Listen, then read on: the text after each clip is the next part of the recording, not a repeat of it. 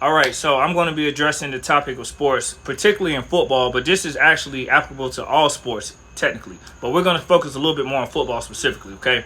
So let's just say you're on a high school team and your team is not really that good across the board. You might have a few individuals that are pretty good, but as a team, they're not good. So, like, say if you have on the offensive side of the ball, your offensive line is just not good at protecting the quarterback. Your quarterback's decent, your receivers are decent, your skill positions overall are pretty decent, but your offensive line just can't hold up for more than 1 second. And every time the quarterback drops back, they're taking hits, they're throwing the ball out. You have to run shorter routes. When you're a deep threat receiver or you're a tight end, you have to block more than you're catching. These are real life issues. And keep in mind, guys, at the high school level, you don't have the luxury of just being able to recruit everybody. Yes, kids transfer. Yes, recruiting kind of goes on, if you will, but at the end of the day, it's not like college. They don't have the resources to do that. Most kids, are more so than not, kids are going to go to the home zone-based school, or they're going to go to a private school. If they go to another public school, then they have to go an alternative route through a magnet program or open capacity, and it's a little bit more challenging sometimes, but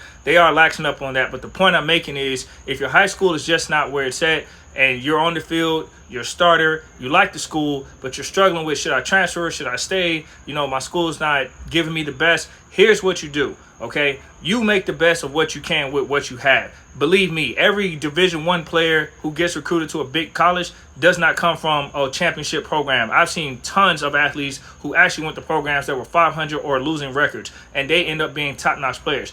Some of the things you could do is go to camps, obviously. People criticize 7-on-7 football sometimes and saying that it's not real football. However, it does do well for receivers, those skill positioning corners. When you're running one-on-one with a guy, it's you versus that person. They can see the basic skill sets you have, like when you run a route or you come out to the ball or how you cover a receiver or whatever. So they can see that, you know what I mean? So it's a really good indicator and evaluation. And I'm pretty sure it's effective with recruiting, because a lot of coaches that I've seen personally and talked to actually analyze players in 7-on-7 and how they run their routes, how they execute when they're one-on-one. So it's a good indicator of your athleticism and your ability individually. That's what they're looking for. So if you shine and showcase at those individual prospect camps, your team record has little to nothing to do with you as an individual. That is your time to shine in the offseason, putting in work, or doing little things like breaking tackles. If you're a receiver, learning how to break tackles and make the best of a situation. So in short summary, guys, don't allow a school team record to make you feel like I'm not going to go anywhere because my school is not that good. I guarantee you, if you do your homework, you'll see a lot of athletes who went to programs that had losing records or below 500 that did big things in college, okay? So you got to be able to control what you can, invest in your own skill.